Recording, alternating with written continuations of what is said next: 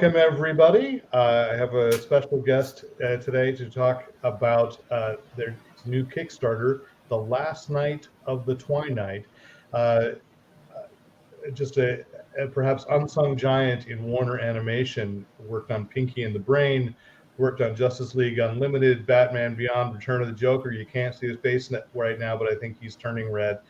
Shaun McLaughlin. Shaun, I'm so excited to have you talking today about your new project. Well, thank you. I'm glad, and I'm glad that somebody knows my credits. I am an unsung giant, but I have lost weight. Okay, yeah, and we've paralleled, over the years. You've got theater in your background. I think some improv. I think at one point we discovered we had played the same roles in the same twisted comedies, and it was really disturbing. And I think that's how we were introduced to each other as, you guys are a lot alike, except I'm shorter and heavier, and that's so. I've chased you and envied you in your career all these years, but we're here to talk about, you've got based on your kind of your work in the past. You worked on a lot of superhero animation. You wrote a run actually for DC Comics, so Aquaman too. I forgot to mention that. And you are now putting together what is at this point a short film that you are kickstarting that kind of plays about the superhero tropes that you have dealt with through a lot of your professional career, and it's The Last Night of the Twiknight. So tell Fanboy Planet watchers what this is about. Well, the Last Night of the Twiknight is sort of the ultimate one-off. My favorite episodes of TV shows growing up were things like when Thomas Magnum goes home, and you find out why he left to go in the Navy, and there's an adventure that has to do that. But they're stories that have more to do with the character and not necessarily a mystery or something like that. So there is action in this. There's a fairly complex action sequence in this. But what The Last Night of the Twiknight is a mockumentary, a documentary style, loving comedy about a Dark Avenger superhero, similar to a guy with ears, on his getting ready for his last night to go out on patrol. He's older. He's in his late 50s.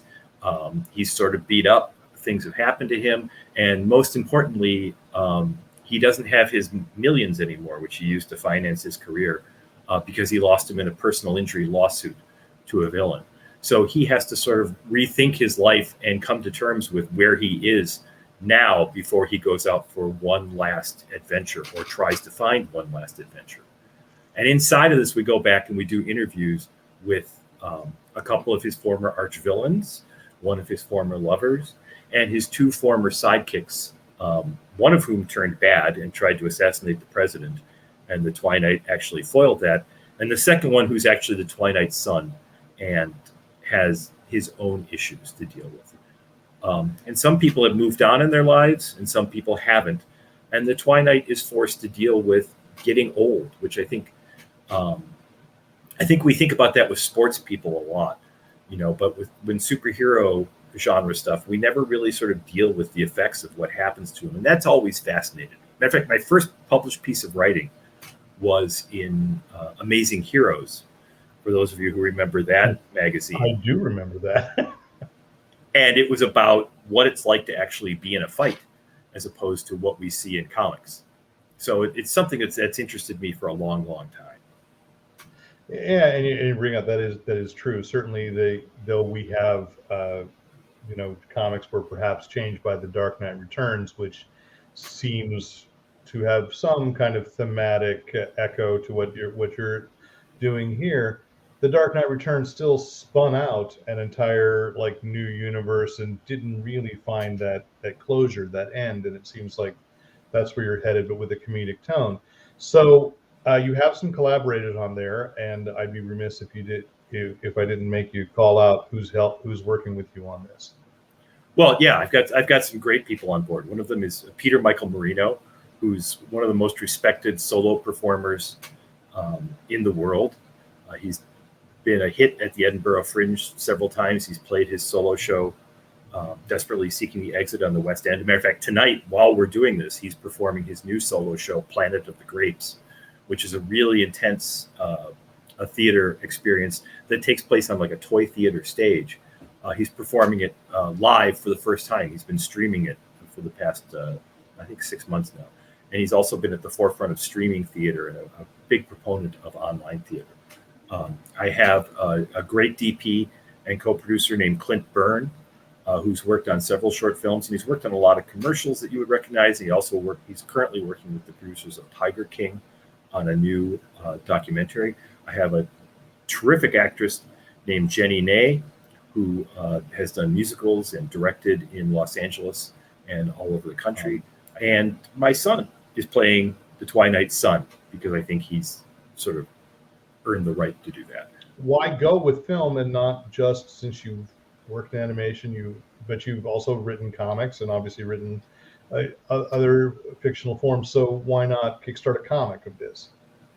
Well, I guess that's a great question, and that's something I haven't really thought about. What I've really thought about with this is that, my job for years was making sure other people's visions got made and got made well. And writing and creative part was actually sort of like the second tier of what I did. So it's my turn now, and this is something I've been sort of burning to do.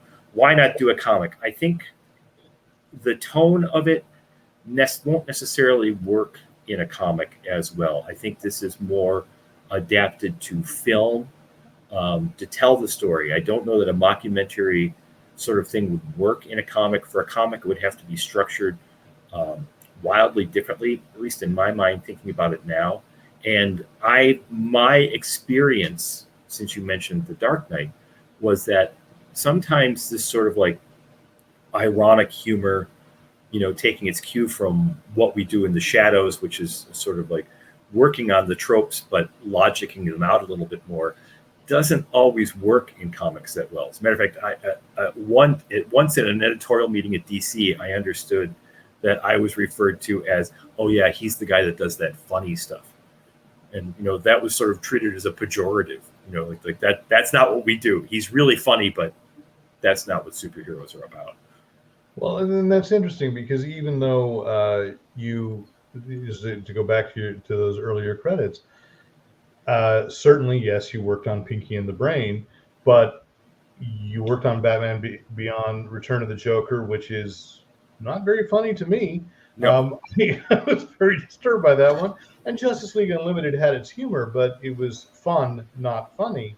So it's interesting that you would get that reputation. And I know it's been a while since I've read your Aquaman run, but I just, again, thought it was fun. I didn't think it was amusing.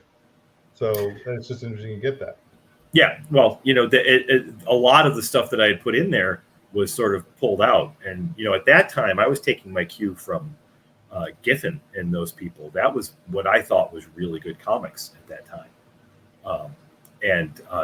Apparently... And you were right. I've got to say that.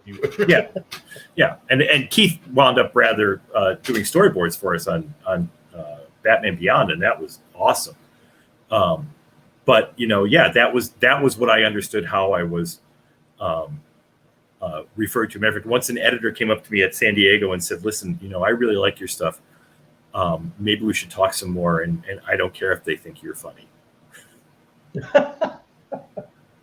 Well, let's and focus on you. We've been running this little crawl across www.twiknight.com, which will take you to the Kickstarter, which goes until November 19th to make this. Where would you, once you get this kickstarted, where would you go with this film? I think the idea is to take it to festivals. I want to take it to the highest profile festivals I can. And I also want to use it as perhaps a calling card to do a feature.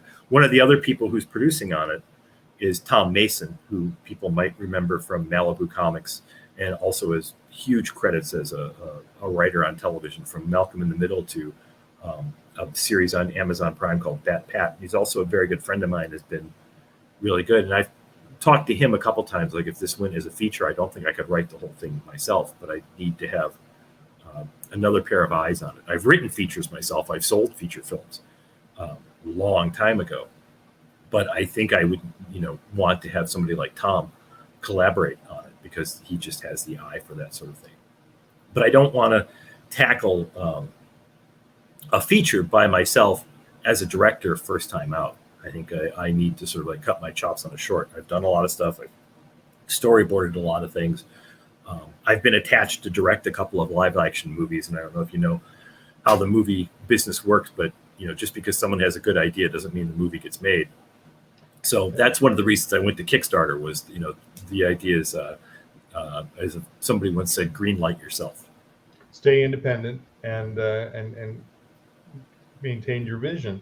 So I do have to ask, since I still read comics and occasionally, sometimes still watch the animation. If you had an opportunity to go back into writing a comic, not necessarily for one of the big two, would you?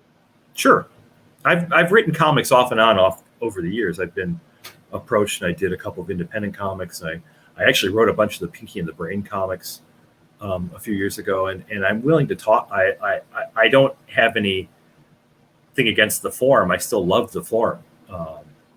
I don't know that my ideas like this work well with the current crop of what's going on out there. I mean, you mentioned Dark Knight Returns, which I loved, and I remember buying eagerly as each issue came out. And Watchmen, I loved, and I remember buying eagerly as each issue came out. Yeah. But I think that what a lot of those have kicked off is this sort of like tunnel vision of what comics and superheroes have to be.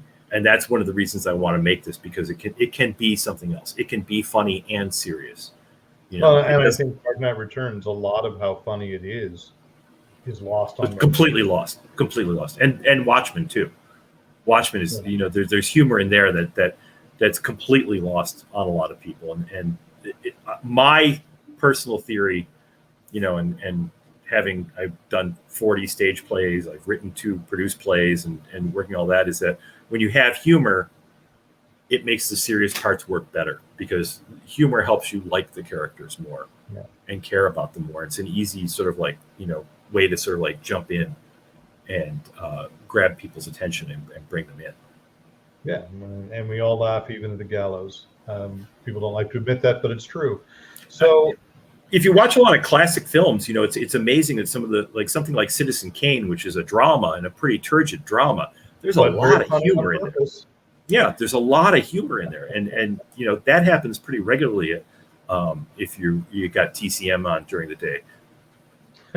Yeah, there you go. So, and that's a recommendation: have TCM on during the day, kids, because it's not as good on HBO Max. Their little side channel. I've been like seeing that somebody will say, "Hey, this movie's on TCM," and I go, "It's not on my streaming service." No. So, well, somebody said HBO Max is interface acts like it's mad at you, and I found that that's true. That's true, because I have it on 2 different platforms and 2 different systems, and but neither one works terribly well. But I'm addicted to the content because I got all the DC. So, Shaun, thank you so much for taking the time tonight. Like I said, this ends on November 19th. So my next move after we finish up here is to go on to that Kickstarter myself and kick a little your way and help support this, because I love the idea, and I hope to see you on the film festival circuit. Thank you. I appreciate it. And if everybody wants to check out the Kickstarter, there are certain promotions that start up. Oh, yes. And they're limited time things that if you contribute, you could get a chance to, well, I'll tell you that when's this going to go up? Over the weekend? I would say this goes over before Halloween. So starting November 1st, anybody who contributes, can I show this? Oh, can you? I love it. Do it. Anybody who contributes starting November 1st gets a chance to win this, which is a mint in box Randy Bowen Superman animated statue made only for Warner Brothers employees. This isn't the one that's in the stores. This is, right. I want to clarify that. You can find the ones that were sold to Warner Brothers stores, and they look very much alike, but this is not that. This is one for the original crew. Right. This was made just for the crew. And these go for like $1,500 on eBay now. And I found one in my archives. So anybody who contributes starting November 1st, Monday, November 1st through that Friday, whatever that day that Friday is, No, the gets a 5th. chance Yeah. to win that. The 5th. So 1st through the 5th, if you contribute to the Kickstarter, you get a chance to win that, and it will be mailed to you at your home. Woo! Exciting. Sometime in 2022. That's right. All right. Well, we'll end this here. That's very exciting. Thank you for letting me break that news, and best of luck on this. Thank you. I appreciate your help.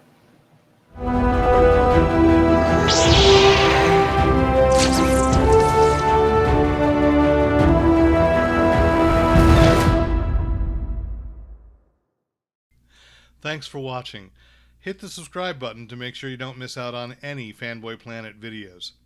And remember, use your powers for good.